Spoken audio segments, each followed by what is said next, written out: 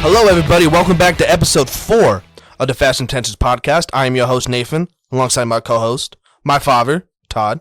How you doing, buddy? Greetings. Hello, everybody. Yeah, feels good. Episode 4, we're back.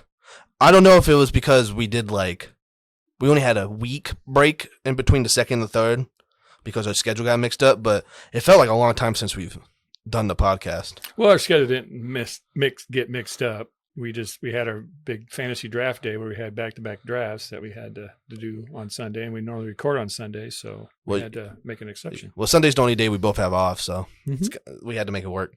But yeah, just because the gap was shorter, it just felt like it's been forever since we've done this. So it feels good to be back. Yeah. Especially feels good because football's back.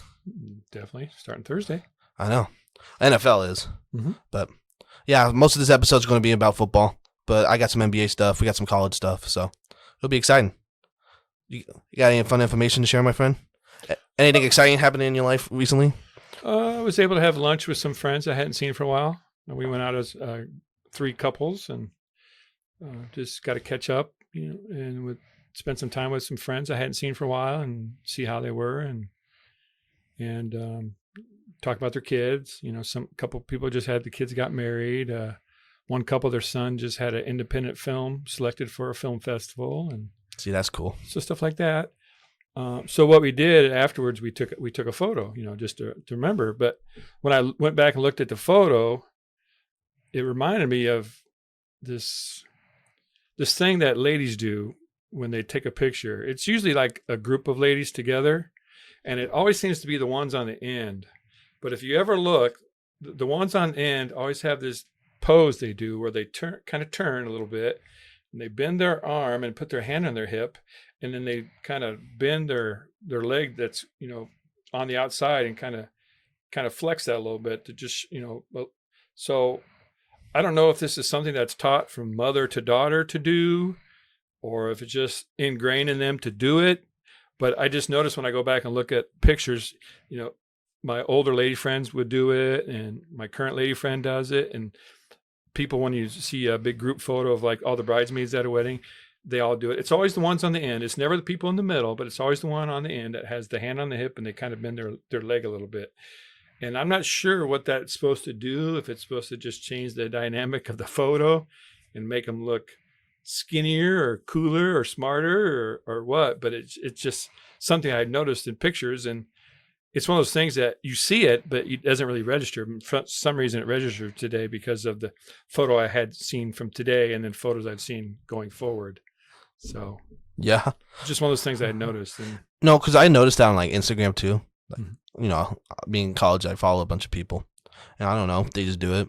I mean, if they got, they got the booty flaunting, right? Well, you're not really showing the booty. You're just if like you got hips, and you pop it out a little bit, Because you don't see guys do that. Guys will stand there with their arms straight down their sides, or they'll be like, woo, having their fingers crossed, their hands in the air. But that's because we're stupid. We don't have class. But no, I mean, like, plus like girls naturally have like more curves than men. We'll just stick guys, We don't really have much. So I don't know. It's probably just like a natural thing to do.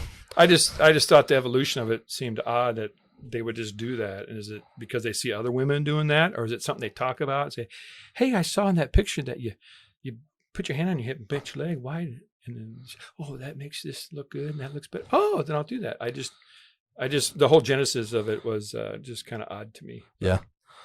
Anyway. No, I don't know. But we had a nice lunch, and it was fun catching up with my friends. Well, in the end, it was just a nice lunch, It was a good lunch. Okay.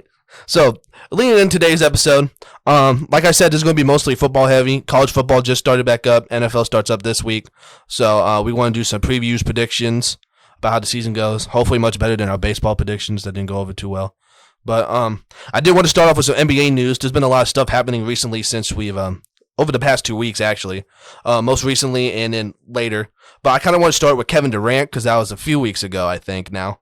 Kevin Durant did decide to return to the Brooklyn Nets. He had requested a trade for reasons I don't think he'd necessarily have stated, but he didn't want to be in Brooklyn anymore, probably due to the fact that James Harden wanted out. Kyrie's been, doesn't want to get the vaccine, maybe not 100% committed to basketball.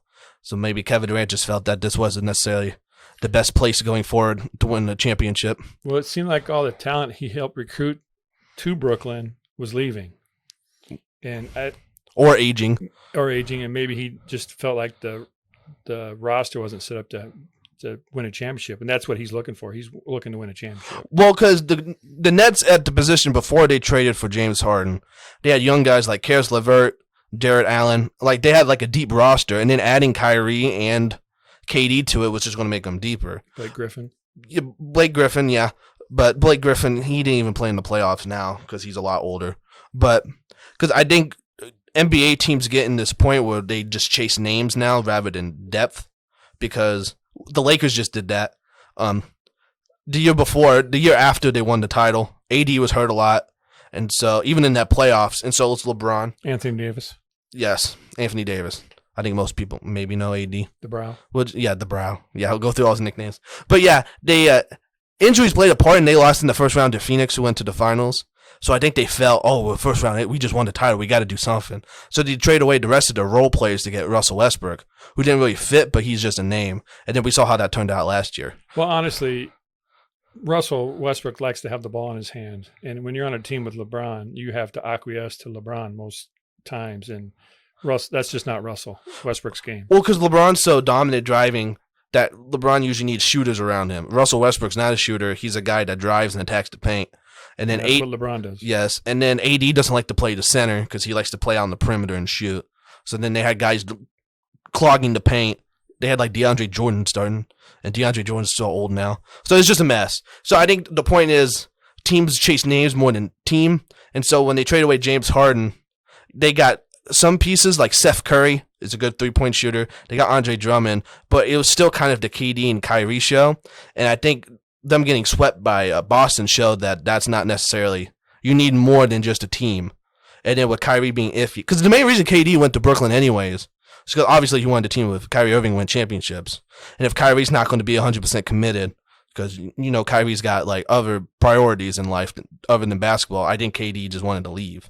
And then they traded for Ben Simmons, who's supposed to be he's an all-star, but he didn't even play because of his mental health issues. He said he was going to come back, and then he said, I'm not ready yet. He had back surgery, so. Well, the point is, he requested a trade, but he's decided to come back. I think the main part was the Nets wanted a crap ton for him. The Jazz, which we'll talk about in a sec, they traded away Rudy Gobert, and they got like 5 first-round picks for him, and like 3 players. So I think it was at the point, KD, he's probably a top 20 basketball player of all time. So I think what they were going to get for him, there was no way any team was going to do it. Well, it'll be interesting to see what the Nets do going forward to fill out the roster around him. Okay, so I do have a little bit of that. Ben Simmons is going to return. So I think this is a perfect role for him because in Philly, he had to be the second guy with Joel Embiid. But Ben Simmons is not a shooter. West Philadelphia, born and raised. Yeah. But he's not a shooter. He still hasn't developed a jump shot. But he could just play elite defense is what he's good at, and he can help facilitate what you'll be able to do. They signed Royce O'Neal, who he played for the Jazz. He's a good 3-and-D guy. And then they got T.J. Warren from the Pacers, who's been hurt a lot, but he has the potential to be a good forward. And Joe Harris, elite 3-point shooter, wing. He was injured last year, and he's coming back. So I think this is still his best chance to win a title because I think he said he wanted to go to like Phoenix or maybe go to Boston. But the only way he'd be able to get to those places is if they trade away a bunch of people. And I think at that point, it's just kind of in the same situation. Is the contract KD signed? Is that one of the max contract? So it kicks in this year. He signed an extension last year. It's 4 years, $198 million. So I don't know if that's necessarily a supermax, a mega supermax, or whatever they call them, but it's a lot of money. So I think the Nets just felt, well, if we're going to trade away the best player, one of the best players in the league, we're going to have to obviously, if Rudy Gobert can get, if Rudy Gobert can get 5 first-round picks, shoot, we need 8 and we need 2 All-Stars. They said if they're talking to Boston, they started a conversation at Jason Tatum and Jaylen Brown. So if that's where they're thinking, there's no way they were going to be able to trade him. So I think this is KD's best situation, and I think he's just going to want to play basketball because he's a competitor. I know a lot of people question that when he went to Golden State, but I like KD. So hopefully, I think Brooklyn's still going to be good. I don't know if they're title favorites yet, but I think they'll be good. And then other quick news, no, not quick news. Chet Holmgren, he was the 2nd overall pick in the NBA draft this year, plays for the Thunder. He's out for the year due to a right foot injury. He was playing in a Seattle Pro-Am game, with LeBron and Jason Tatum were there. It was like Jamal Crawford's Pro-Am event. And so he was playing, and LeBron drove on him, and he went up to contest it, and he like tweaked his right foot when he went down. Well, there was a tear or something, so he's going to be out for the year, which stinks for the Thunder because they have a lot of young pieces, and they would have been fun to watch this year. And then second overall pick, I know Chet gets a lot of jokes on social media because he's not really bulky, he's kind of lanky. They said, well, there's no way he's going to be able to stop anyone in the NBA. But you still feel bad because he's a young guy. Mm-hmm. You want him to play. Sure. And then Danilo Gallinari for the Boston Celtics. He tore his ACL in his left knee. He was playing in one of those World Cup qualifiers for the Italian team. Oh. And at first they thought it was a torn ACL, and then they said it wasn't as bad as they thought. And then they had another doctor look at it, and they found out it is partially torn. Nobilissimo. So now he's going to be out for the year. Nobilissimo. Yeah. What stinks for Boston, being a Boston fan, we needed another forward who can shoot threes and help on offense. And that was exactly what Gallinari did. And he's a big Boston Celtics fan. And he said it was his dream to play for Boston. So, unfortunately, that stinks for him. But I also see a bunch of rumors that the Celtics may be interested in Carmelo Anthony. Oh. Because he's older, but he's still a forward that can shoot threes. Interesting. So, he still hasn't won a ring either, so if he wants to go compete for a ring, I don't see why not. You mentioned the Jazz there a minute ago. Didn't they make a big deal this weekend? Yeah, it's next on my list, actually. Oh. So Donovan Mitchell, their all-star, he got traded to the Cleveland Cavaliers, which was kind of a surprise because all the rumors said the Knicks were going to go in on Donovan Mitchell. They had young assets and they had picks. And plus New York, they're doing every rumor imaginable. Any dream guy that's going to be out there, they could have got. And I think all signs pointed to them making a deal with the Jazz, but then Cleveland just kind of came out of nowhere and did it. And I do have the full trade here. So the particulars? The particulars, yep. So the Cavs just got Donovan Mitchell. Jazz got Colin Sexton, who's coming off a good player. Yep, he's coming off a season-ending injury. I'm not exactly sure what it was because he was on my fantasy team. Because I drafted him, and then I told Grace, "Oh yeah, draft Darius Garland. He'll be good this year. Turned into an all-star." My luck. They got Grace is Nathan's sister, by the way. Yes. Lauri Markkanen, former Cavs player. I meant former Bulls player. He just played for the Cavs. Obviously, he was in the trade. This is a rookie. I don't know how to say his name. I feel bad, but he was included in there. So a young player. And then it was 3 first-round picks and 2 pick swaps. And Colin Sexton signed a 4-year, $72 million extension with the Jazz. So sure that was a contingency of the trade. Yep. So that was So I think this is actually a win for both sides, in my personal opinion. The Cavs get another young guy in Donovan Mitchell. The Cavs are going to be loaded. They're going to be good this year. I don't know if it might be so good. LeBron will want to go back there. Well, LeBron signed an extension with LA too. I was joking. And then that's a whole situation, him wanting to play with his kids. So, but yeah, the Cavs just puts them in the. They were right on the bubble of making the playoffs. They would have made the playoffs if they didn't get really injured last year. But looking at the lineup now, they got Darius Garland starting, Donovan Mitchell. They got Karis LeVert, Evan Mobley, young rookie, second-year player. Hopefully makes that second-year jump that a lot of people expect him to do. And Jared Allen, elite rim protector and all-star. And then coming off the bench, they still have Ricky Rubio, Isaac Okoro. Well, hopefully he plays good defense. Hopefully he can get that three-point shot up. Jetty Osman's still there. They still got Kevin Love. They signed Raul Neto, and they have Dean Wayne's another young guy. So they have a lot of depth. I don't know if that necessarily puts them at title contention yet, because I still think they're a tier below Boston, Philly, with Joel and James Harden. They're going to be below Milwaukee. The Nets, I think, are still going to be good. And then the Heat, maybe. I know a lot of people are kind of down on the Heat because they didn't do anything in the offseason, and they don't have a whole lot of offense going for them. But I think that it puts the Cavs above the Raptors, who I think are going to be good. I think it definitely puts them above the Bulls and the Hawks. So, well, didn't if I remember right, didn't like several of the Cavalier players show out at the All-Star weekend? So Darius Garland made it and Jared Allen made it. But didn't a couple of them win like the 3-point contest or the dunk contest or something like that? It seemed like the Cavs did really well in those special contests. Obi Toppin won the dunk contest. Who won the 3-point contest this year? Was that Karl-Anthony Towns this year? Or was that the year before? Yeah, he won it the last couple of years. Well, because I think they did something they may have done something. I think because it was in Cleveland, the All-Star, I think they did something in the skills challenge. They had like 3 of them together. Mm-hmm. So I think Evan Mobley and them did something. Mm-hmm. But I don't know if they won anything. But even then, Cleveland's going to be really young. Donovan Mitchell's another young piece that's going to add to that timeline. And so even if they're not like title contenders this year, they're going to be good in the next building a good foundation. 1 and 2 years. So I can see them easily as like a 5th or a 6th seed this year, solidified in the playoffs, maybe a second round exit. So I mean, that's a great win for them. Especially because after losing LeBron, no one expected him to really do anything. Because LeBron's basically he's the timeline of their franchise success. And then for the Jazz, you get a young guy in Colin Sexton, Lauri Markkanen, and a bunch more picks. So between Rudy and Donovan Mitchell, you got like 8 first-round picks. Because Danny Ainge is the guy over there. Being a Boston fan, I know about Danny Ainge being your general manager. He likes to hoard those picks. He likes to trade people, get a bunch of them. So he's kind of doing the same thing. And then the Jazz kind of topped out. They were the 1 seed a few years ago. Didn't make it out of the second round. 4 seed, get out of the first round again this year. So I think Donovan Mitchell, Rudy Gobert kind of maxed out how good they could be. And I think you get to a point you don't want to be that team that's in the playoff not doing anything. You want to be a team that's either tanking to kind of build assets or competing for a title. You don't want to be stuck in that middle ground, which I think they would have ultimately been in if they ran it back. So you want to be in the lottery or win it all.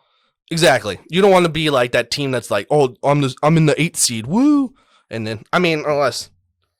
Because I think we had this conversation when we talked about like the Jaguars. Like they're not going to be good, but you have to get to a point too. If you're so bad for so long, you got to have something for fans to want to go out and watch your team you have to too. Show marked improvement, yes. Yeah, marked improvement and ticket sales that matters too. But if it's like that for like 5-6 years, you're stuck in that standstill. You got to rebuild it eventually. So I think the Jazz are in a position to do that. So that's all I had for NBA news. Do you want to go to college football next? Yeah, we can touch on college football. That's more of my dad's expertise. Being like a college student stuff, I work a lot of Saturdays. I don't watch a whole lot of college football. I'd keep up with Nebraska, obviously, but...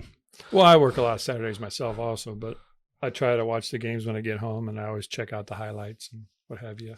Yeah, so... we'll do a little college football preview, even though the season technically has already started. That's okay. So we'll delve into it a little bit. I just want to start with the coaching carousel. Some big moves this year. Brian Kelly went from Notre Dame to LSU. Lincoln Riley, of course, left Oklahoma, went to USC. They look good the other night. Mario Cristobal left Oregon, went back to his alma mater, Miami, where he was a lineman there. Clemson defensive coordinator Brent Venables left and went back to Oklahoma, where he had started. And then Georgia's defensive coordinator, Dan Lanning, left there and went to Oregon. And after yesterday, he probably thinks that might have been a mistake, but we'll get into that. And then Notre Dame, after Brian Kelly left, hired young Marcus Freeman to come in there and take over that program, young, energetic coach. And they're real excited to have him there. But I thought we'd start with the SEC and kind of work our way through. And I just want to touch on the teams I think are the favorites and go from there. Of course, we'll start with Alabama. Now, Nick Saban just signed an 80-year, $93.6 million deal at 70 years of age. So he'll be close to 80 by the time that's up. A lot of money. Yes. And even though he spoke out greatly against the transfer portal, once he realized it was going to be there to stay, he took great advantage of it. He picked up potential starters at left tackle, running back, wide receiver, and defensive back. And they also brought back their Heisman-winning quarterback from last year, Bryce Young.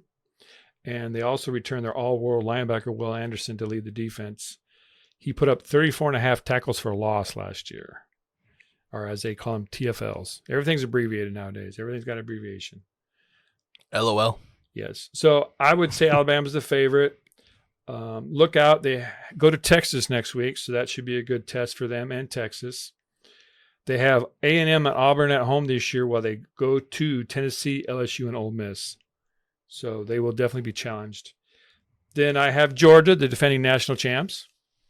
They looked very impressive yesterday against Oregon, beating them 48-3. I think they scored a touchdown their very first 7 drives of the game. So isn't like Oregon like a top 15 team too? I think they were preseason ranked like top 20 maybe. I'm not sure the exact ranking, but you know, they got a new coach in there, a new coaching staff, so they're going to have to put their stamp on things. But they do have a lot of talent there, so they'll be fine.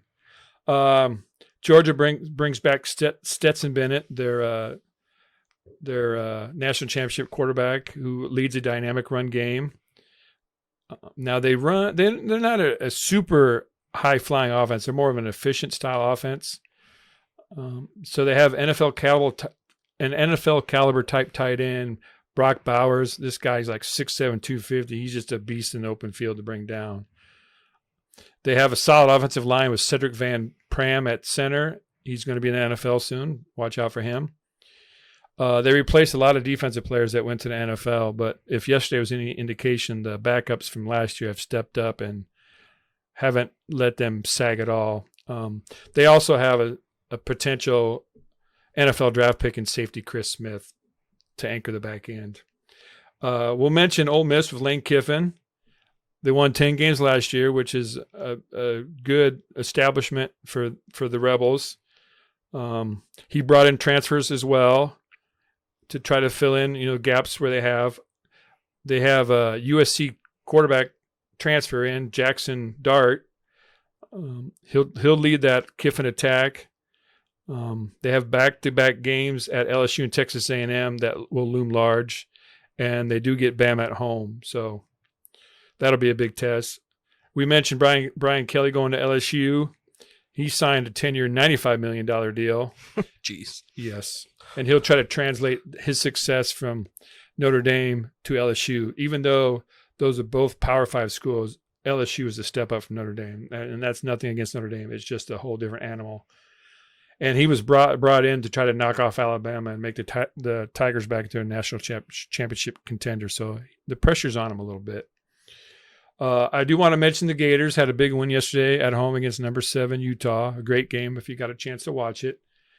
Billy Napier comes in from Louisiana Lafayette, where he went 40-12 after being a Nick Saban assistant. So a lot of Nick Saban's assistants seem to show back up on Alabama's schedule, and I think their record against Nick's isn't very good. So, well, it's like Bill Belichick always got people from his staff going to be head coaches, then they kind of find their way back over. Yeah, well, their success breeds interest, but then they don't have the same success that Nick Saban has. Of course, nobody ever has. So yeah, I want to mention Texas A&M after the big cat fight between their Jimbo Fisher and Nick Saban in the offseason. They're recruiting very well. They did beat Alabama last year. Just see if they can maintain the success. Even though they did beat Alabama, they finished at 8-4, and 8-4 wasn't what he was hired there to do. They won a national championship. His quarterback from last year is now at Auburn, but he's got a trio of guys vying to win that spot, including a 5-star recruit, Connor Wegman. So keep an eye on that situation. Kentucky had a good year last year, got high expectations. They brought a Penn State transfer in, Will Levis, in last year to run the offense, and he's back. They have a tough schedule, road games at Florida, Tennessee, and Missouri. And they do face Georgia on November 19th in Lexington, which will have big implications on the East and the SEC. Anything there, SEC? Any comments? I'm good. You're good? Okay, then we'll move to the Big Ten. Woo! Woohoo! Obviously, Ohio State will be the favorites, and they proved that last night, beating the top 5 team in Notre Dame at home. I did watch part of that game. Yeah. They're led by potential overall number 1 draft pick, C.J. Stroud. Mm-hmm. Notre Dame did give them some fits for several quarters, but they came with a strong game plan. But once Ohio State figured it out and made their adjustments, they pulled away towards the end. They have a strong running game, as you saw with Williams last night. They have a new defensive coordinator, Jim Knowles, that came in. But the Buckeyes' depth is just comes in waves. They just reload. And you got to talk about Michigan, who finally got over the hump last year and knocked off the Buckeyes and won the Big Ten. But they lost a lot of talent to the NFL, especially on defense. Aiden Hutchinson, who went number 2 overall, David Ojabo. But Jim Harbaugh's back. He's playing 2 quarterbacks right now, and we'll see how that system works out. Generally, it seems to kind of ruffle the feathers of one or both of the quarterbacks at some point. Well, I did see that. Isn't it like one starting the first game and one starting the second game? That's his plan right now. They did both play yesterday. Oh, did they? So, yeah. I just thought that would be kind of weird. Oh, we'll just have this guy start first and then this guy start the second. So I just thought that was weird. It is.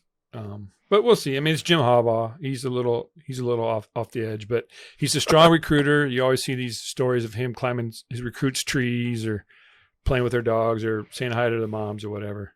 So they'll have plenty of people to step up. I don't think they can challenge Ohio State, but we'll see. Penn State, 6th-year quarterback Sean Clifford's back. He rebounded to bring Purdue to lead Nittany Lions over Purdue the other night, which was a great game. But they have an inexperienced defense, and so they'll need to make progress. Until then, the offense might have to carry the load. Wisconsin, they're always a strong run heavy team, but they always have those big uglies, as they're called. They send guys to the NFL all the time off the offensive line. They have a strong returning quarterback, a strong ground game, and it's always tough for teams to come into Camp Randall to play there. So they have a good defense as always. Whether or not they can hold up against the top teams like Ohio State and Michigan remains to be seen, but they'll definitely be competitive. Kirk Ferentz is back at Iowa. Iowa struggled over the weekend. They won 7-3. Yeah. A field goal, 2 safeties. I don't think you ever see that. That was quite the – you looked at the scoreline and thought, oh, a touchdown, a field goal. No, not even close. So, well, the field goal, but – I saw a bunch of memes about that game on Twitter. Did you see did you see the one that showed like Iowa, South Dakota State, and it like – you know how there's 4 quarters, so it showed the box score. They said, "Yeah, I'm familiar. There's 4 quarters." Yeah, but the point is, like, someone posted, they said, "I don't know what the big deal about it. 7 runs in 4 innings is really good." So I just thought that was funny. That's a good way to look at it. The Golden Gophers, PJ Fleck, he's controversial there, but he always gets his team motivated, and they're always a threat in every game. And then, real quick, Maryland, the Terps have upped their recruiting. They're still probably not on the level of the top tier teams in the Big Ten, but they'll probably finish in the top third if their recruiting can translate to the field. So keep an eye on Maryland. They're an upcoming team. I want to move to the Pac-12. They scrapped their divisions, so just the top 2 teams at the end of the year are going to play again. So if they've played before, we'll start with USC. One of the last year or 2 before they moved to the Big Ten. Of course, you mentioned Lincoln Riley coming in from Oklahoma, and I've referred to him as the Pied Piper of college coaches. He's brought in a bunch of transfers. He brought in a quarterback from Oklahoma, runners from Oregon and Stanford. He brought in players from Pitt, Oklahoma again, Colorado, and Washington. And he added in a Virginia lineman transfer, an Alabama transfer, an Auburn transfer. On defense, he brought an Arizona State linebacker in, along with Colorado linebacker, an Ohio State linebacker, another Oklahoma player, and a DB from Washington. So transfer you. So it'll be interesting to see how those guys all mesh together. They played well yesterday, but it was against a lowly Rice team. So his field general will be Caleb Williams, who played last year as a true freshman from Oklahoma. They brought him in, and he's going to be the man to lead Raleigh's offense. Utah, we'll mention Utah, even though they lost to Florida. It's tough to go down the swamp early in the year and that heat and humidity. It was a night game by the time it was over, but that's a tough opening game with a new team. They're all pumped up, and they're laying in wait for you because they know you're coming in. Utah did play well after getting down a few times. Just a interception in the end zone at the end that cost him. But they were ranked number 7 the preseason, top 10 for the first time in history. 3 of their 4 top running backs are coming back, as well as 4 of their top 5 receivers. So they're loaded on offense. If they can build some consistency on defense, and they have Kyle Whittingham coaching the team, strong coach. If they have a good year, I'm sure he'll be considered for other positions, and both his coordinators came back as well. I want to touch on the Ducks, even though they got shellacked yesterday. They did bring in Bo Nix from Auburn, and he's had a track record of no success against Georgia, and he proved that yesterday. He lived up to that billing. But we'll see. They have to take time to gel. I'm sure they'll learn a lot from watching the film this weekend, and I'm sure they'll bounce back and be kind of a contender. Washington has a new coach, Caleb DeBoer from Fresno State, where he had a bunch of success, and he'll come in to establish his culture. UCLA, Chip Kelly's back to lead the Bruins. They shouldn't be challenged in their out-of-conference play because they don't really play anybody. So you won't really be able to get a good read on the Bruins till the conference play.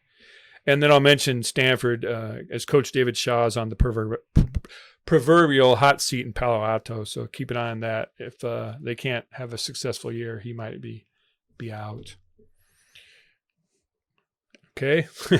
Sounds good. Moving to the Big 12. This is why you are a college football expert, not me. Okay. Well, we mentioned Brent Venables being back after leaving Clemson. Sooners had a lot of attrition last year. A lot of people to the portal. We just mentioned Caleb Williams going to USC. Lost receivers. Speaking of receivers, their receiver coach did resign after using a racist word. And I don't know if you know that story, but the player had used it and he repeated the word. But he decided to resign instead of making a big deal about it because it got some news. And he just decided to resign instead of letting it affect the team. I don't know much about that situation. Okay. But I don't know. You just shouldn't say racist words. Yeah, anyways. It was a touchy situation, but I think, he fell on the sword and took it upon himself. They did lose Caleb Williams, but they brought in another transfer to fill in his spot, Dylan Gabriel from UCF, Central Florida, where they, a high-octane offense. So I assume since Brent Venables was a defensive coordinator, his defense will be strong. And side note, they visit Lincoln on the 17th this month, so that'll be a big game for both those teams. Oh, yeah. Then we move on to Texas. Hook 'em horns or not. Well, another quarterback transfer, Quinn Ewers from Ohio State. He was playing behind C.J. Stroud, and he decided he wanted to leave and get a chance to play. Steve Sarkisian's back there. They have Bijan Robinson is one of the top backs in the country, and he'll be back with a good group of receivers, including Xavier Worthy, who is a top receiving prospect and could be a big pro one day. Now, they only returned 4 defensive starters, which is a little bit of a bugaboo. So they'll need to sort things out quickly as Alabama comes to town this weekend. So that'll be a good measuring stick to see where they're at. Of course, Mike Gundy at Oklahoma State Cowboys. The Pokes made some noise last year, beating Notre Dame in the Fiesta Bowl. Quarterback Spencer Sanders is going to have to run the Cowboy offense, and he'll be the big key to that team's success or not. The defense is now led by ex-Vanderbilt coach Derek Mason, and he was brought in to help solidify that defense, and hopefully they can compete against the big names, Oklahoma and Texas. They always seem to be a little shorthanded. They seem to be able to run with him on offense, but when it comes to, needing a big defensive stop or big play, they just can't seem to get it against the big teams. So hopefully he can help them there. And a big piece of his defense will be Colin Oliver, returns after 11.5 sacks last year. But they don't have much else. Baylor, Baylor's always a threat because they're a fast team. They have those track athletes they bring in and just run and gun. We'll see what their defense is like. Kansas State, Adrian Martinez transferred from Nebraska. He's down there to lead Tigers or the Wildcats down there in Manhattan. He's got Deuce Vaughn, in the backfield with him, who's a top runner, one of the Big 12's best backs. So they could be a dynamic pair. Defense lost 6 starters, but they do return a pair of strong pass rushers. So they hope to disrupt the offenses and put them off schedule. Okay, then let's move on to the ACC, where Dabo Swinney and the Clemson Tigers. They'll come back. They're nursing the nation's longest home winning streak, currently at 34 games. Last year, they had a lot of injuries and inconsistent quarterback play. Will Shipley's a solid runner. He'll be back to lead the ground assault, but he'll need some improvement from the offensive line and the receiving core. As we mentioned, Brent Venables is now Oklahoma, but the defense should be one of the college's best as he loaded up the roster before he had left. The Hurricanes, the U, Mario Cristobal comes back to lead his team.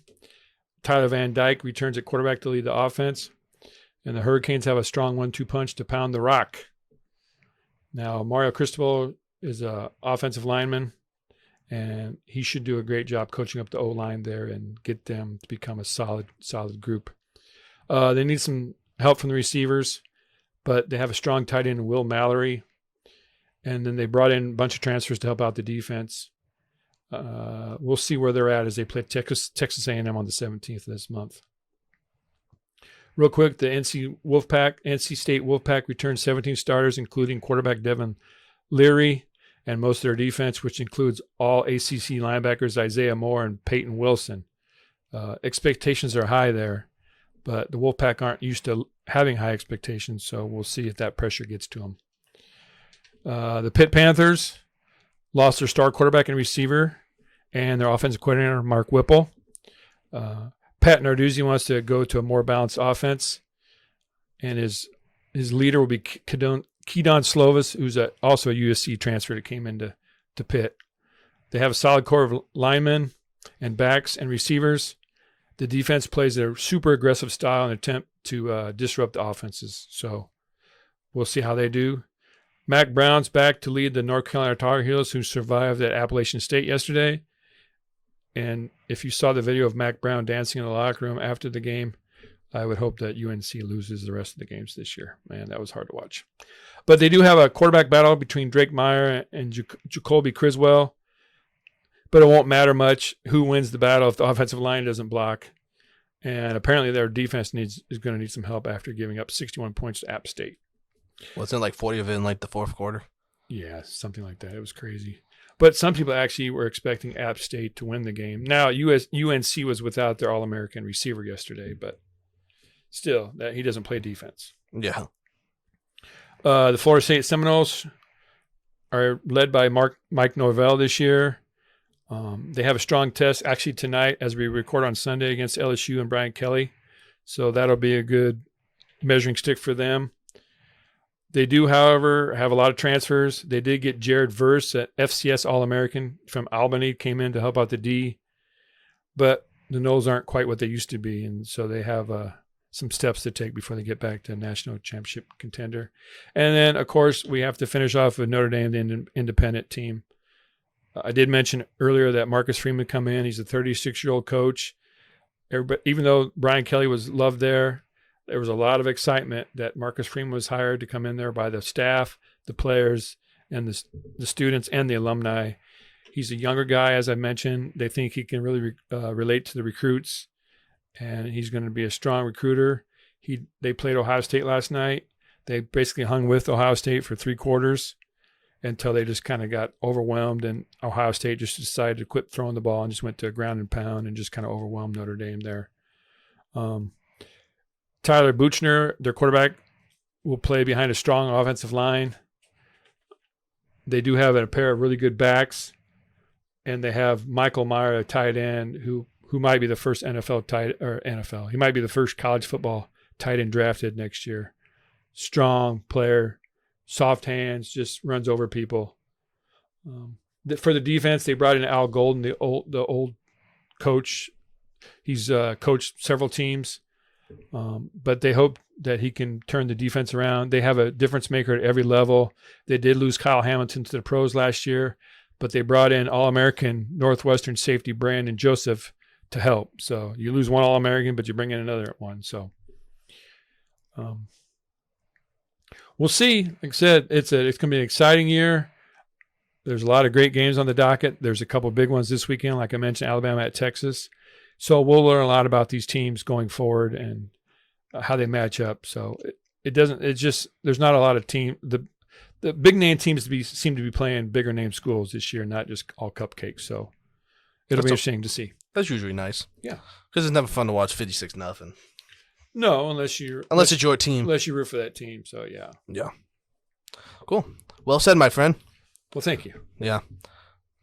I mean, I wouldn't have much of that information you had, so that's why we leave it to the experts around here. Well, that was long-winded, but I just kind of do a little synopsis on all the teams I thought were probably going to win their conferences or be favored to win the conference, and maybe a couple teams that might sneak up and surprise a little bit. So did you say who you thought was the winner of each conference? No, I didn't. But, I mean, do you have any predictions? You got to think Alabama. It'll be them in Georgia. It's going to be Ohio State against maybe Penn State, Michigan. Big 12, Texas, Oklahoma. This is either the last go around or maybe next year before they go to the SEC. You got to go with Clemson, and then independent Notre Dame. But odds-on favorite right now, you got to go with Alabama, especially since they lost last year. So they're looking to bounce back, and and all those transfers they brought in. So, Nick Saban's funny. If he's against the rule, he'll speak up. But then if the rule ends up getting passed, then he's going to take full advantage of it. And he always seems like he's like maybe one step ahead of everybody else. It's like, okay, I don't like this rule, so I'm going to vote not to have it. But in case we do, you guys be ready, hit the ground running. So when this does get implemented, we can just jump out there and get ahead of everybody. And that's what he seems to be. He just seems to be ahead of everybody else in college football right now. More power to him. Yeah. So, all right. Do you want to talk about the shit show in Nebraska? Well, before we head to the pros? I wouldn't say it's a shit show, but I know the world's just falling apart for most people. It gives you some pause, for what's gone on the last few years with Scott Frost. You were really hoping, with all the emphasis they put on the opening game in Ireland, that they would really come through, and some of the same old bugaboos popped up. And so you just hope that the transfers can come in with a positive attitude. Let's keep working, let's keep fighting, let's get better. And hopefully that'll permeate the team instead of the returners and their like, here we go again mentality. So it's just going to be decided which faction wins out. And if they have a little bit of success and keep building on it, then things could happen. But history right now isn't on Scott Frost's side. No, because I didn't get to watch the game live. I watched it maybe like Wednesday night, just kind of beauty of YouTube TV. I can just boop, boop, boop, boop, and skip through a little bit each play. And it just seemed like the same thing, like you said, mistakes. Oh, that's my YouTube TV goes bloop, bloop, bloop. Not boop, boop, boop. No. Same thing, mistakes, drop passes, bad throws, a lot of missed tackles. There was a lot of missed tackles against North Dakota the other day too. Turnovers. What's that guy's name? Garcia. Castaneda. I always forget the last part. Yeah, he had a fumble. IGC. A lot of people said it wasn't a fumble because it was close, but it stood. Well, I think they called it a fumble on the field, so that's why they stuck with that call. Yeah, it was close. And then Casey Thompson had one interception that kind of went through. I don't remember who was thrown to. It kind of went through his hands, but there was like a safety right there, so he probably shouldn't have thrown it. And then the last one got tipped when they were trying to go down. And then the onside kick was a lot of people questioning Scott Frost, like, what's he doing? Because I get the point, kind of. But, like, he said he wanted to win the game when we were up 11 with, like, 10 minutes left in the third. That just doesn't make any sense to me. Well, I want to touch on a few of those points. I know the Northwestern game was 2 weeks ago, and all this has been hashed out, but Nathan and I haven't got a chance to talk about it, so we just want to give our takes a little bit on it, as you were doing. Yes. Let me first start off with, I thought Northwestern going in was going to be a tough matchup. They're led by Pat Fitzgerald, who's a strong defensive coordinator. Or he's the head coach, but he's a strong defensive mind. Northwestern won't overwhelm you with their athletes, but they're disciplined. They know their playbook well. They're well coached, and they're going to be in the right spots.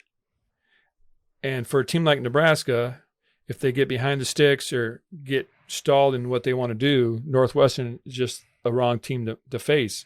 And you saw a couple times where the receiver got open on a bust and they had an easy touchdown. Yep. And a bust on a run where they had a big, long 63-yard run there. So they were down at halftime, and I was a little bit concerned. But then they came out and established the lead again. So strongly, too. Yeah. And so I thought, okay, well, here we go. Well, then that's where they did the onside kick. And as you mentioned, he wanted to go for the throat, and he wanted a momentum-building play. Well, the momentum-building play was the fumble. You got the fumble, and you went down and scored. That's the momentum right there. You don't need an onside kick. And then at the press conference, he goes in there, and he says, well, yeah, me and the staff decided, earlier this week that if we got up by so many points, we decided we were going to do the onside kick if we got a special look. You don't preconceive onside kick. That's something that comes up during the game. You do it in preparation. Say, hey, if we have a chance to do this, but not in that vein. You just work so hard to get the momentum back. And my problem with that is it's such a low percentage play anyway. Because now that you have to have so many guys on each side of the ball, and it's got to go 10 yards, and it's just a low percentage chance. And speaking of that, they went in with too many preconceived plans before the game, like opening kickoff. He said they had pre-planned a fair catch to opening kickoff. Well, if you saw the opening kickoff, their new receiver, Trey Palmer from LSU, caught the ball at like the 8-yard line. There was nobody within 12 yards of him. I mean, but he fair caught it. It's just like, I know they have these plans and they think, well, this is a good idea, but they're too much. They don't think in the moment too much. They're too much outside the moment. They're thinking about all these scenarios ahead of time before they even happen. Coach the game and coach the game as it happens. I have a friend, Steve, who I think I've mentioned before, and we talk all the time about these guys that want to be smarter than everybody else. Hey, I'm this great offensive mind. Let me put my twist on this game.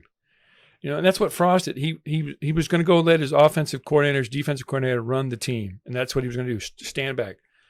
Well, you get the lead. You're up by 11. Well, I want to interject now. I want to get my name out there. I want to show that I'm smart and I can do something with this game. So we're going to run this low percentage play. Oh, it doesn't work. Oh, you mishit the kick. Well, so you give Northwestern the ball on your side of the field, and they're in the end zone within a few plays. Excuse me. There's your momentum all gone because of that stupid play call. And I'm not a coach, and I never have been a coach, and I probably never will be a coach, and I know that's obvious, but that's a dumb call. Go in and coach the game as it happens, not as you expect it to happen. And I agree with you, a lot of missed tackles. And they went very light on contact this spring. They wanted to keep their bodies fresh. But you can't get used to the pounding and the hitting of a game when you don't do the pounding and hitting of the game before the game. If you wait until you're in the game, you're going to take it on the chin. Northwestern was practicing and pumping up and ready to go because this is a revenge game. They got humiliated by Nebraska last year. Even though Nebraska only won 3 games, this was the game where they put everything together and really stomped Northwestern. So they were coming back to make a point. And then I don't know if you have any more thoughts on this game, but I did want to point out several players. Anthony Grant, really shifty runner. He can get in the hole, get bottlenecked, do a couple side steps, get out of there and get around the edge or find a seam. Really good player. I like watching him. Nick Heinrich and Travis Vokalek, neither one of them played this weekend, but I think Nick Heinrich didn't play very well at all. A lot of missed tackles, and when he got locked onto by a blocker, he couldn't get off the blocks and took a lot of bad pursuit angles from what I saw. Travis Vokalek, huge weapon in the offense. Big 6'7" dude, great hands. He's played behind a couple guys, but now he's the man, and hopefully he'll be healthy and back to play next week. Little lag carry over into North Dakota game, I think. But I think they showed some positives by, even though North Dakota hung in there with them and kept them on the field and kept converting these short third downs and kept extending drives.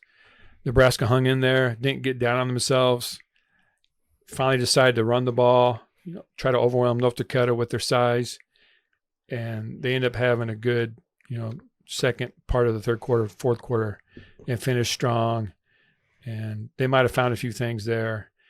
And the rumor is maybe Scott Frost jumped in there and called a few more plays, but we'll wait to be seen what happens there. But I don't expect Georgia Southern to be much of a test.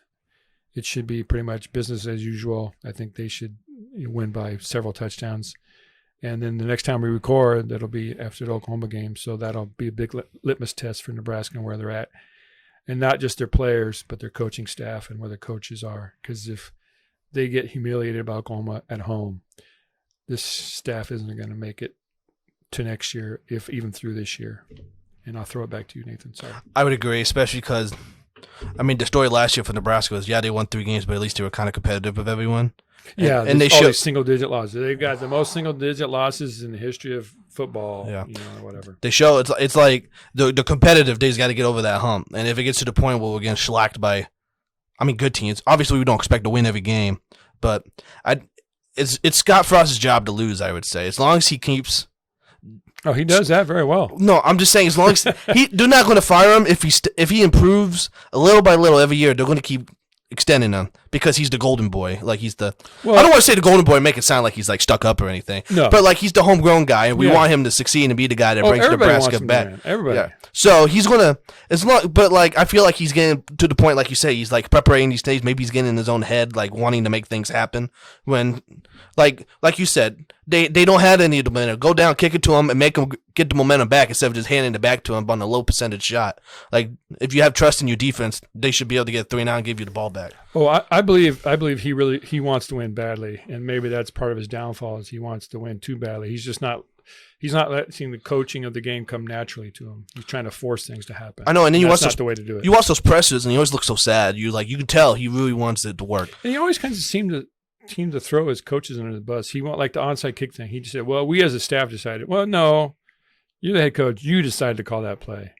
I mean, that's on you. Just say, "Hey, I made that decision, and it was a bad call, and I shouldn't have done it." But now he says, "Well, in hindsight, I wouldn't have made that call." Well, that's because you know what the result was. Yeah. If it worked out and you got the ball back, then it would have been, oh, yeah, I'd still call that play every time because you knew what the result is. I mean, looking back now, of course, you can say, I shouldn't have called that. Well, no shit.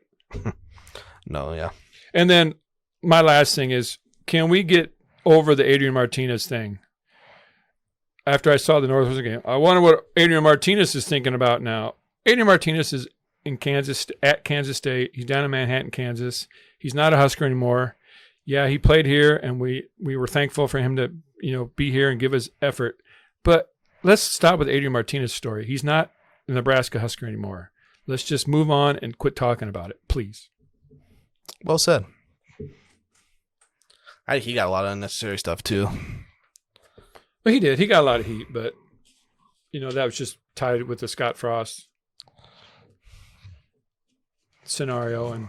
But like I said, I see people post about it all the time. Oh, what Adrian Martinez thinks, or how's he doing, and that's going to be a storyline all year. You watch, but it's just like I said, he's not a Husker anymore. He's a Wildcat. So let's just move on. There's Husker transfers all over the country. Are we going to talk about all of them? No, just because he's the quarterback. Yeah. So anything else in the coaching or the college ranks that you have? Not for me. You're the college man.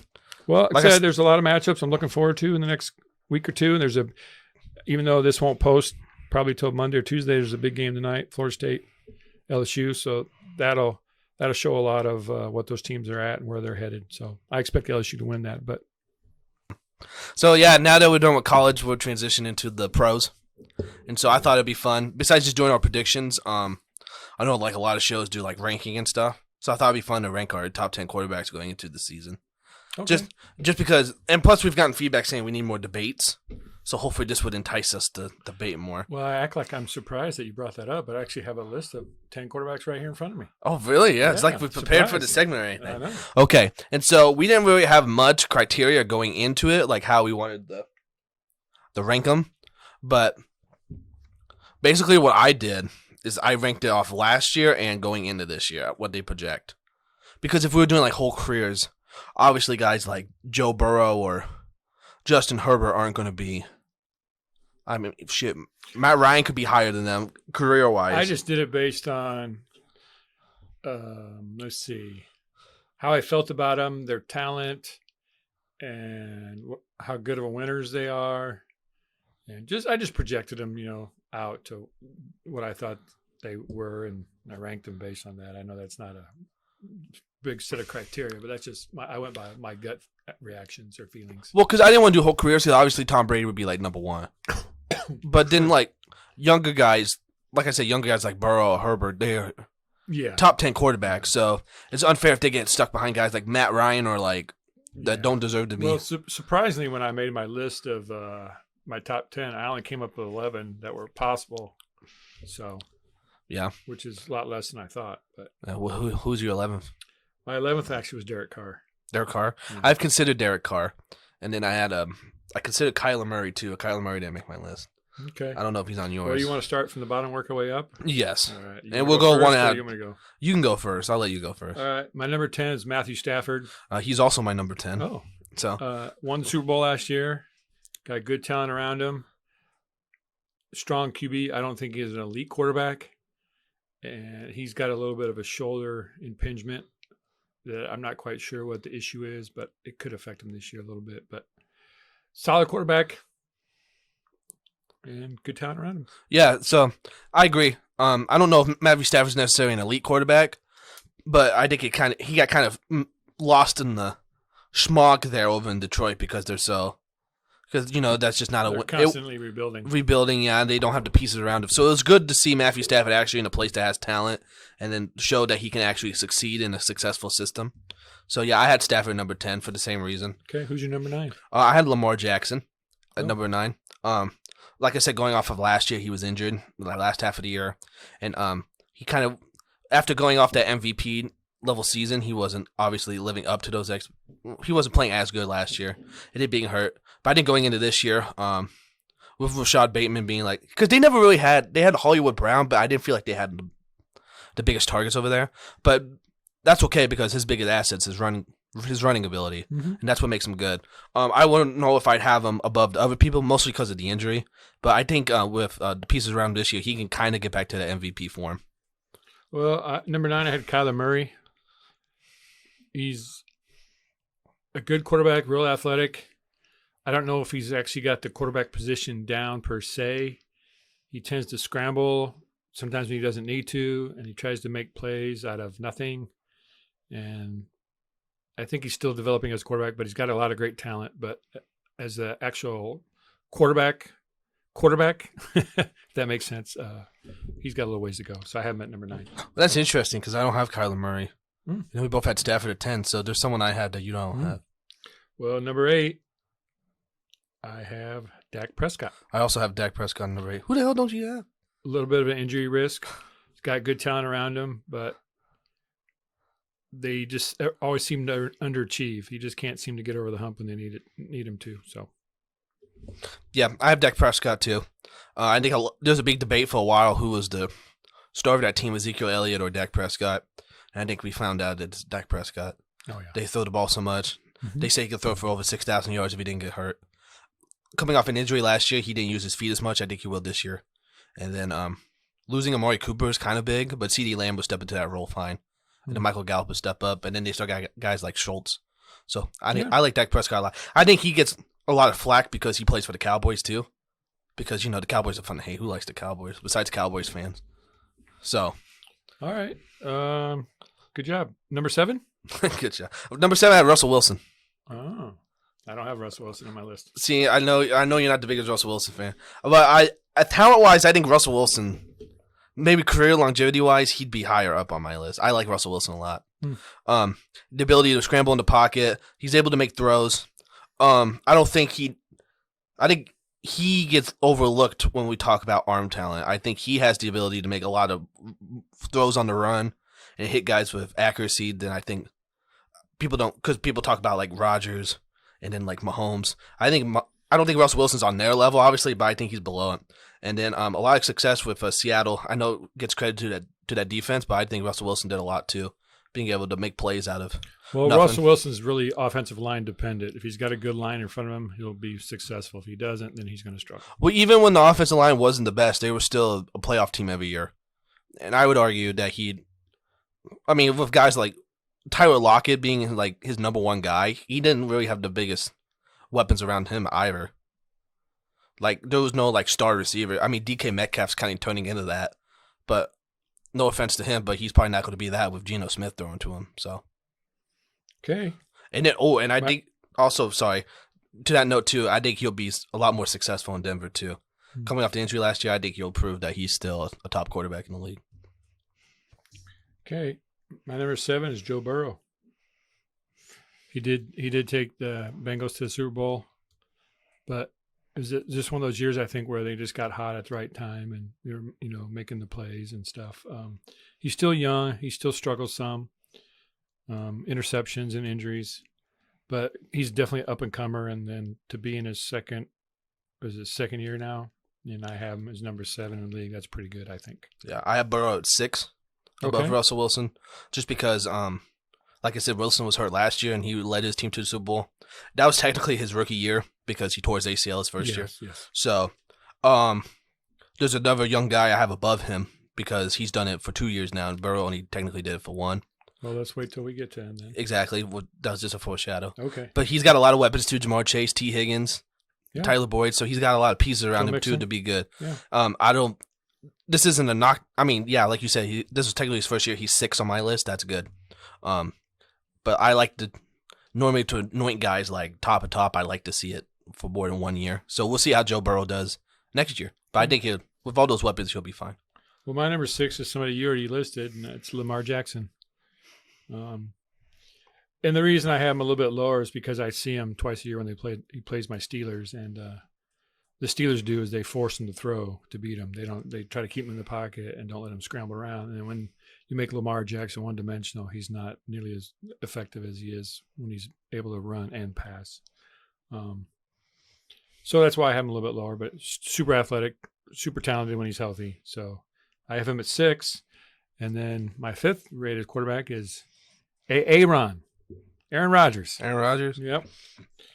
Getting older, a little longer in the tooth. The reason I lowered him a little bit is because he's got a lot of new weapons this year, and he's going to have to really take a lot of the burden on himself this year. But, one of the best all-time quarterbacks in NFL history, probably. Maybe one of the best ever for the Packers, even though I'm a huge Brett Favre fan. But, I have Aaron at number 5. Okay. I have Justin Herbert number 5. Okay. For the Chargers. Good. I think this is the year that he's already shown that he has everything you need. The ability to move, arm strength, accuracy. But I think this is the year now where they have weapons with Eckler, Keenan Allen, Mike Williams, and then now they have defense adding J.C. Jackson and Khalil Mack. So even just why it's just Derwin James, yep. So this is the team around. This is the team around him to prove that they can be successful and then do something in the playoffs. And I think Justin Herbert's just going to feed off of that and show that he could do it at the highest level.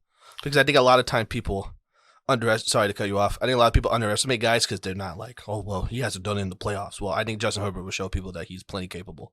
Well, Justin Herbert's my number 4 for basically everything you just said there. So I move on, and then Patrick Mahomes is my number 3. Number 3? A lot of talent, super successful, got a lot of talent around him, even though he's lost a couple guys. They're getting him in pieces, and he can move around enough and do enough to make most of the receivers he works with successful. Did you do number 4? He's got a good coach. Yeah, Herbert. Oh, Herbert? Who was your 5? Rodgers was 5? Yeah. Okay. Weren't you paying attention? Sorry, it's because I didn't do my 4. So you did your 3, right? Mm-hmm. Okay, so I got to do 4 and 3. Okay. 4 I had Tom Brady. Okay. Because I know a lot of people hate him. If this was a career ranking, Tom Brady would obviously be number 1. But shit, he led the lead in passing yards last year and passing touchdowns. So the only reason why I have him below the 3 guys above him is just because he's not mobile. The other guys can move and make plays with their feet. Tom Brady doesn't do that. But that's not even like a knock on him necessarily because he doesn't need it because he's won 7 Super Bowls without it. So, but just based off last year and this year, I think just talent wise he's below those 4. But if we're talking like leadership qualities, ability to win, obviously Brady would be higher. Mm-hmm. So Patriots and like Brady fans, please don't come at me for that. I don't think they will. Nah, they may, but and then number 3 I had Josh Allen.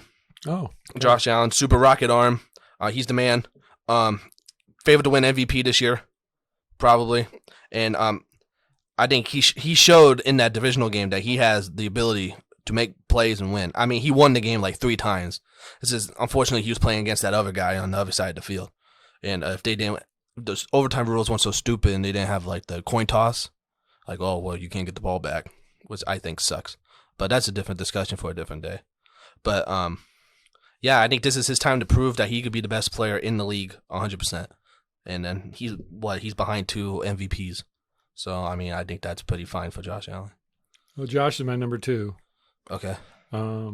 Everything you said there, he's a running quarterback, but he's a little bit different than the other running quarterbacks in the league. He'll put his head down and try to run you over, and that may be to his not to his benefit because that's a good chance to get yourself your block knocked off. But yeah, he's not afraid to run. They call a lot of running plays for him.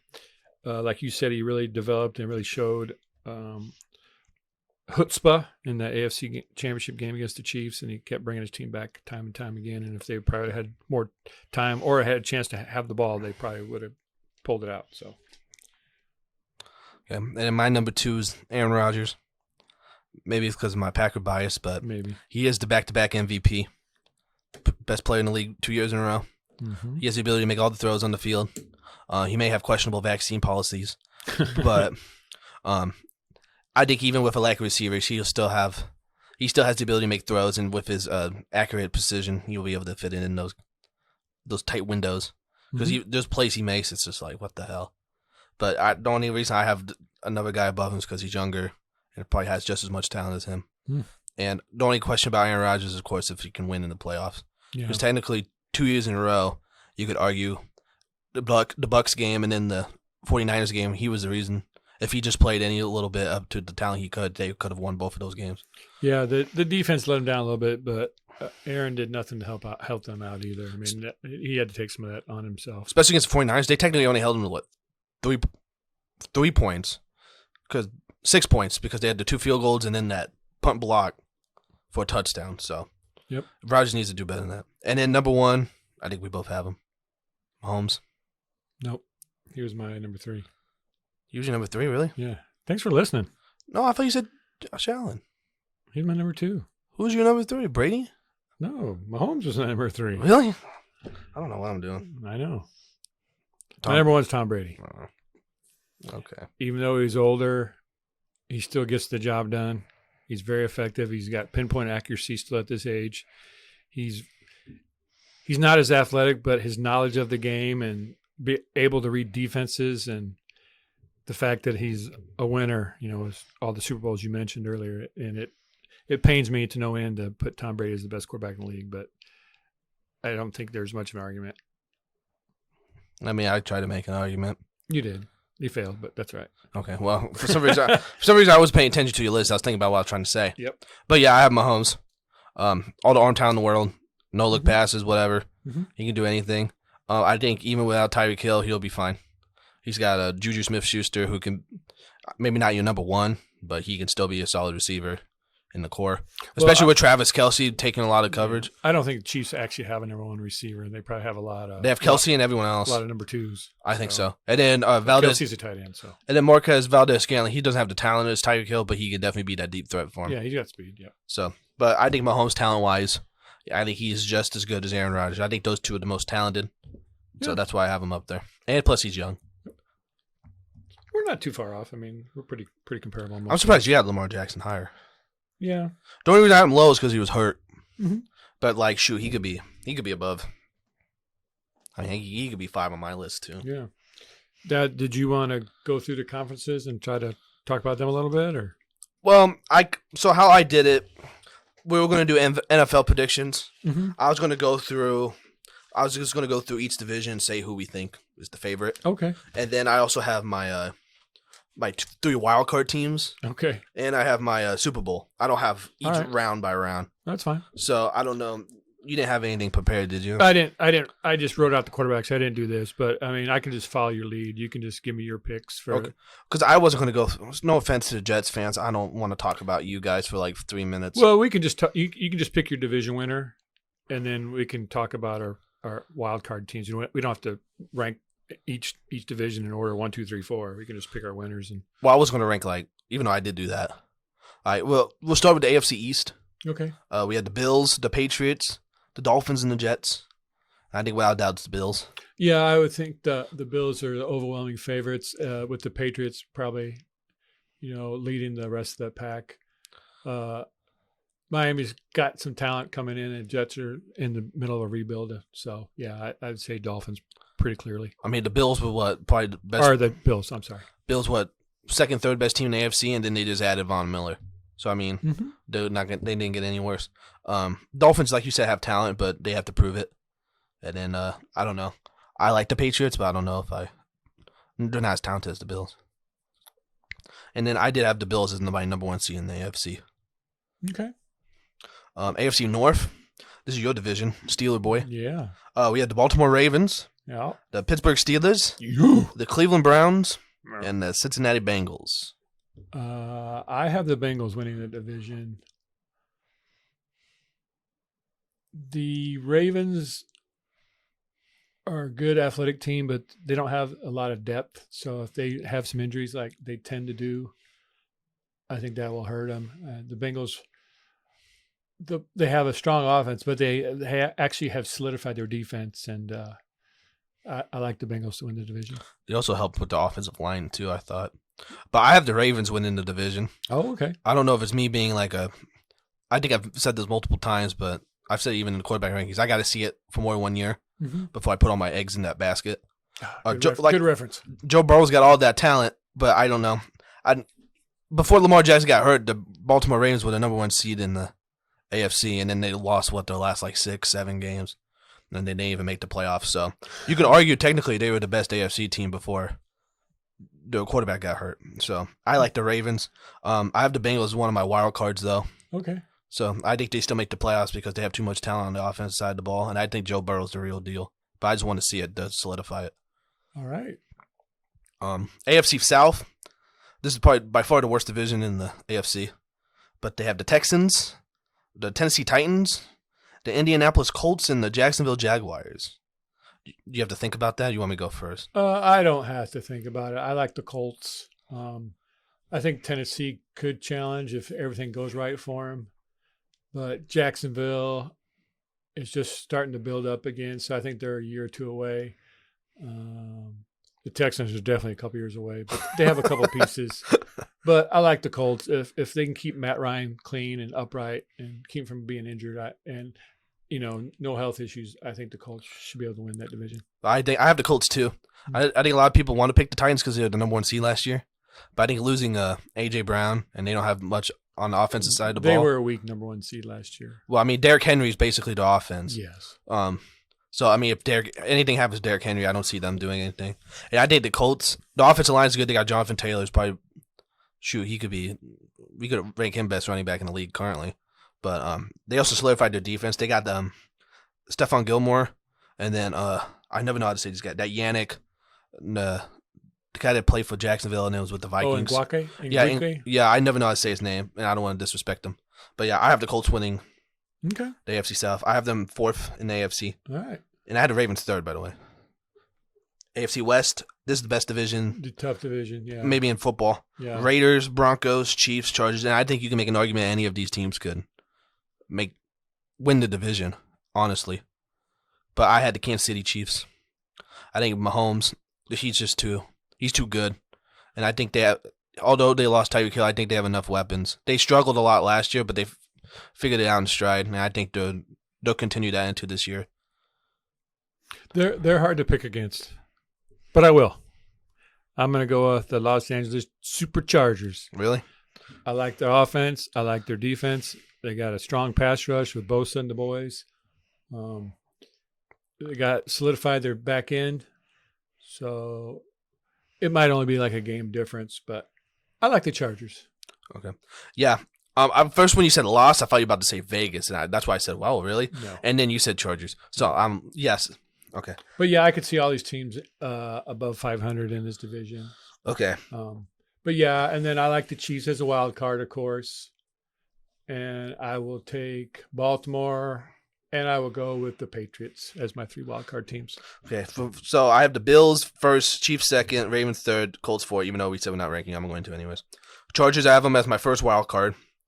Like I said, you agree. They just solidified that defense, and they're going to be a really good team. I have the Bengals as my second wild card, 6th. And then I have the Broncos, 7th. I think Russell Wilson adds different to that team, and they have a lot of weapons, even with Tim Patrick being out for the year. Yeah, they can. I mean, wait to be seen. And I even consider the Raiders because I think Devontae Adams helps a lot. But, I mean, when you play you got to play everyone twice.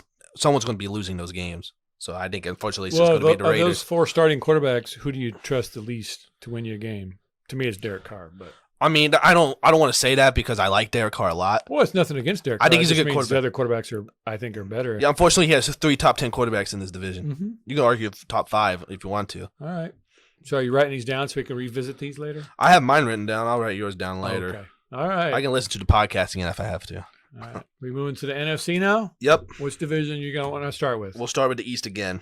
All right. You got the Cowboys, the New York Giants, the Commanders, and the Eagles. Fly, Eagles, fly. This is a tough one for me. I'll go with the Cowboys. Slightly over the Eagles. Commanders could be 500. Giants have a chance to be a little bit above 500, depending on Barkley and Jones. But I think the Cowboys have the most talent, offense and defense wise. I think the Eagles have a lot of talent on offense, but their defense is a little suspect. So I'll take the Cowboys. I take the Cowboys too. Okay. Like I said, it kind of comes down to just Dak. I trust Dak more than Jalen Hurts. Jalen Hurts, this is the year if he wants to prove that he's going to be the future in Philly. This is the year to do it. If they're not successful, I think that just puts a bad damper on his mood. Sure. So, but I do like the Eagles as a wild card too. Okay. So, NFC North. The North. That's the Chicago Bears, Green Bay Packers, The black and blue division. the Detroit Lions, and the Minnesota Vikings. Give me the Vikings. I like what they have on offense, defense. The Lions are up and coming. I think the Bears are a little stagnant, depending on what Fields does. And I just moved the Packers with Aaron down a little bit because of their uncertainties on offense. So I like the Vikings and their firepower. I disagree. I have the Packers. Well, that's not a shock. I like the Packers. Like I said, Aaron Rodgers is still going to be Aaron Rodgers without Devontae Adams. I think they still have a bunch of guys. Do you have them as a clear favorite or just like a by Clear game? favorite. Oh, okay. No, I like them more. Well, I think week 1 will be interesting because it's Packers at the Vikings. So no, I like the Vikings defense a lot, but I think it kind of comes. Dalvin Cook could be good too if he stays healthy. I like Justin Jefferson too. I don't know if I trust Kirk Cousins is the thing. Yeah, I mean health's going to always play a big role in it. You know, there's going to be a couple of injuries this year that are pretty catastrophic, and that's going to affect everybody. But the reason I put the Packers ahead is because I think this is their best defense they've had in like 10 years. They're really deep at corner. They have good safeties. They helped out the defensive line. They got that Devontae Wyatt from Georgia, even though people were worried about him because they said he hasn't done a whole lot during the preseason. And then they got a Quay Walker from Georgia too, being inside linebacker with Devondre Campbell, who's all pro. So their defense is really good, and then they'll have one of the best rush attacks with Aaron Jones and A.J. Dillon. Yeah. So I think even if Aaron Rodgers doesn't have a number one, he's technically not going to be the focal point of the team anyways.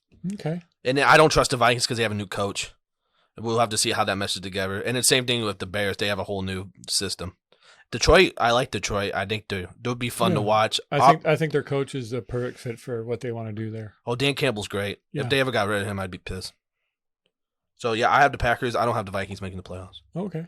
And then you have the NFC West? Yeah. So that's the 49ers, the Cardinals, the Rams, and the Seahawks. You want to go first? You want me to go first? I will go first. I have Seattle clearly last in that division. Okay. Well, I thought about to say I have Seattle clearly winning the division. No, Geno Smith. That's not West clear. Virginia, baby. No. I do like Missouri, too. I'm not sold on the Cardinals yet, even though I drafted Kyler Murray in my league, so we'll see. But the Rams are defending champion, but the defending champions never repeat. That's just a deal. So I'm going to go with the 49ers to win that division. Okay. Well, I agree. I don't have the Rams repeating, but I still think the Rams are the most talented team in the division. So I'm going to pick them. Well, I don't want to say most talented, but I'm just going to give them the benefit of the doubt because they are Super Bowl champions. They still have elite defense. Well, I don't want to say elite because technically I think they were middle of the pack last year, but they still have elite players, Jalen Ramsey, Aaron Donald, and then they still have Cooper Kupp. They lost Robert Woods, and then I still think they have plenty of talent to win the division. I think that defense will help carry them. But I do think the 49ers are super talented. Yeah. And I could see them winning the division too. I have them as my first wild card. Nice. And then the South, I mean, I think it's pretty obvious Tampa Bay. I don't think Atlanta's ready to challenge, and the Saints and Panthers have a lot of issues still. I think the Panthers and the Saints will be fun to watch, though. I like the Saints to come in second in that division if we're going to pick. Yes. Because I'm not sold on Baker Mayfield as a quarterback. Too many turnovers, but yeah, I think it's Tampa Bay clearly first, and Atlanta probably bringing up the rear. Yes, I agree. Because Tampa Bay's defense is still going to be really good.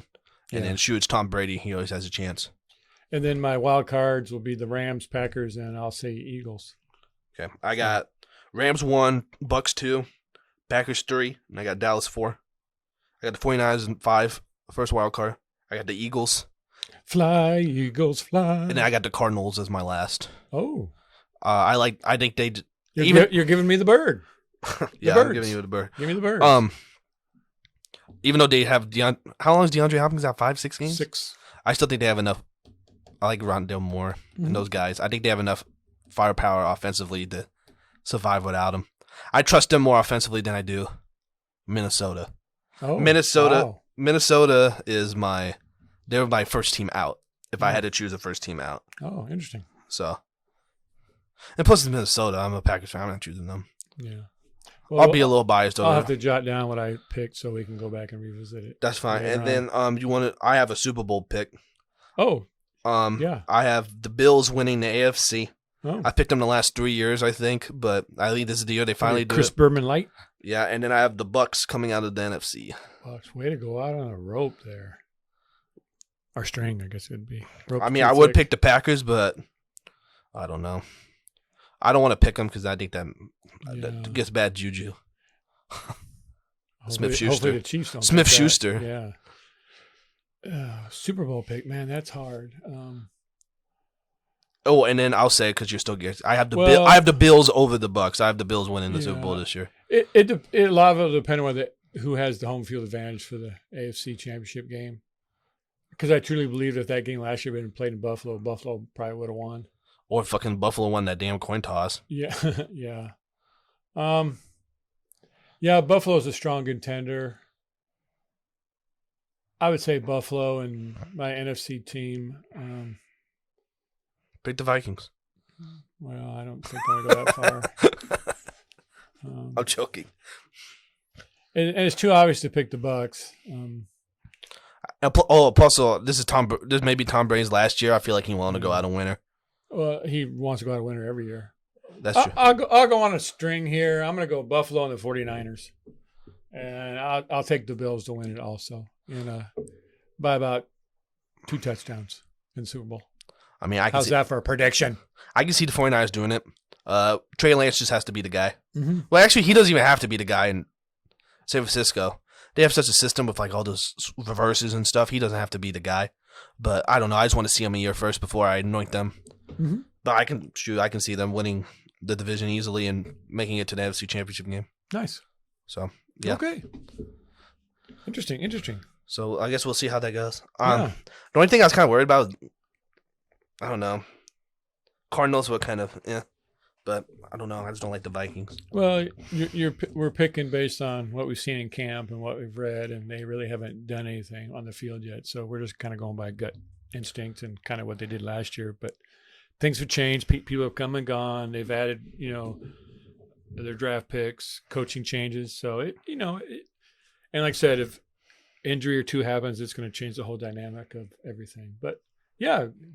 I mean, solid reasoning. It wasn't like you just grabbed a team because you're like, they're my favorite team, so I'm going to take them. Oh, wait, you did do that. But I had them third. I know. They were the number 1 seed 2 years in a row. I could have picked them again. Easy.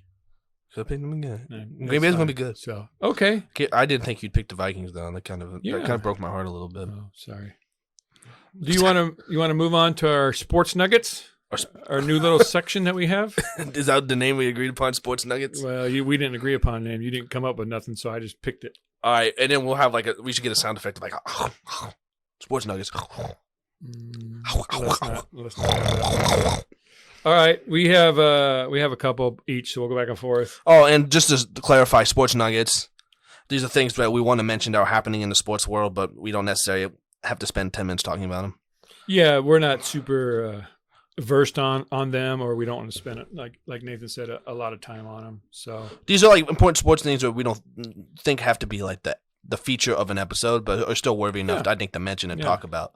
Well, the first one I had, since we're kind of on the NFL thing, I'll start with my NFL nugget. It's Jimmy Garoppolo re-signs with the 49ers. They gave him permission to seek a trade, and apparently teams weren't willing to give the 49ers what they wanted because of his coming off his injury. So he re-signed with the 49ers, I think, for a year, $6 million, no trade, no opt-outs. So he's going to be there and hopefully stay healthy and maybe get a chance to play a little bit and just up his value for next year, which kind of surprised me a little bit. But He did what he did. Well, from everything I've read too, like they said he's been really understanding and stuff about the whole Trey Lance becoming the guy and then the transition thing. They said he's been really like humble about it, so it doesn't surprise me. But it is kind of weird that a guy seeks a trade and then wants to just stay on the team. I just don't feel like a situation like that's happened before. I think he did what's best for him. What's your nugget? Pujols. Pujols on the chase to 700 home runs. Today, on Sunday, when we recorded this, Pujols hit his 695th home run. 695th? 695th, yep. Yeah, that's quite a feat. He might get there. We weren't sure he was going to get there. And he hit a home run his last at bat against the Cubs this year. So that was pretty exciting. And he's one away from tying A-Rod, so hopefully he passes him. Okay. My next nugget is Serena Williams. Serena Williams lost in the U.S. Open. So end of a spectacular career, dominant career. She did beat the number 2 seed in the second round, but then lost in 3 sets in the third. I just want to mention a few of her accomplishments real quick. 186 consecutive weeks at number 1. She won 4 Olympic gold medals. And that's a lot of stamina, or stick to itiveness, because they every 4 years. A lot of gold. 23-time major champion. She won 367 major match victories. Excuse me. She won the U.S. Open 6 times, and she had 73 career titles. So, good luck in retirement, Serena, with your 4-year-old daughter who dresses just like you at the tennis matches. So the GOAT. Yep. You got another nugget, Nathan? I don't have any nuggets. You got a nuggets? No, that's the first time I've ever said those words. I ain't got no nuggets. Oh wow, ladies say them all the time. I meant chicken nuggets. Oh, Aaron Judge hit his 53rd homer today for the Yankees, even though they lost again, I believe, or maybe they won. They won, but they've lost a lot. Let's see, 7 of their last 11, so they're a little bit worried there in the Bronx, but we'll see. Their 15.5 game lead's now down to 5. Yeah. It was down to 4, and they just got a game on Tampa Bay again because they beat them. And then you don't have... I still don't have no nuggets. Still have nuggets? Still don't have no nuggets. Dylan Cease for the White Sox yesterday pitched a no-hitter for 8 2/3 inning.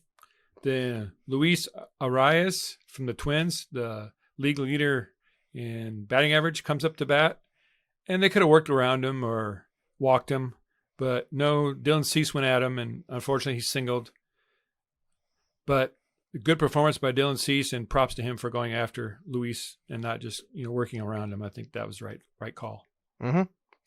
And then lastly, Brian Robinson Jr., the rookie out of Alabama for the Commanders, the running back, was shot in apparent carjacking last weekend. Luckily, he was only shot in the lower extremities, and they think he's going to be fine. He came out of surgery fine. The brass went down and talked to him, and they said he was in good spirits. They don't know what kind of timeline there is for him to come back to the NFL or what have you, but things are looking good, and they're optimistic for him. So hope for a speedy recovery to Brian out there. Yes, sad because everything we've read, he had a chance to definitely be the number 1 guy there and compete for a spot. And then for something unfortunate like that to happen, thoughts out to him and his family. Hopefully he makes a speedy recovery. Yeah, definitely. And then the last one I had is, have you seen any of the video from the training camps and the practices, the NFL? These guys all run around with this big marshmallow-looking thing on their head. Well, that's actually called a Guardian cap, and they're now mandatory for all 32 NFL teams to practice in, and they're supposed to help prevent head injuries and the like. And they're kind of funny looking, but Jeff Miller, who's in charge of NFL player health and safety, says there's at least a 10% reduction in severity of brain injuries to these players, and it increases to 20% if both players are wearing the Guardian cap. So that's progress. They still have a ways to go as far as taking care of the brain and possible brain injuries in the NFL, but it's a step in the right direction. Agree. Hey, if it works, may as well do it. Yeah. They talked about Hard Knocks too. I've watched Hard Knocks Detroit Lions, baby. And real quick here, I have the odds for the next year's NFL champion that were posted, and I want to know if you think you can guess the top odds. So, like, am I guessing 1 through whatever? Yeah, the team with the best odds to win the championship, according to these. to this? Chiefs. Chiefs are third. Oh. Is the Rams number one? Rams are fourth. Oh, Bills? Bills are number one. Okay. And number two would be? Tampa? Tampa. And then the team with the worst odds? Texans. Ah, you nailed it. Good job. All right. Nice. Well, the Packers. I'm joking. Somewhere in the middle. They're ahead of the Steelers, that's for sure. Yeah. Oh, you agree? Oh, no. All right. This year, maybe. Well, I think that's everything on the docket for today's episode. Yeah. We didn't get any listener comments this week, but if you listen to our Fantasy Football Spectacular, shoot us an email or a text or something. Hit us up on Twitter and let us know. Let us see your team and tell us how you did and see if what we said helped you any or hurt you any. Probably hurt mostly, So, especially if you listen to my advice. I'm joking. No, I get the best Yeah. advice. No, yeah, we want to see your teams. We'll rate them and let you know what we think. yeah. Um, Don't be shy. We'll give you better reviews than those crappy automated ones they give you on Yahoo or whatever. Yeah. So, Quickly, I want to say hi to Vern here in Omaha. Thanks for listening. And I also want to say hello to Jameson down in Arkansas. Thanks for listening.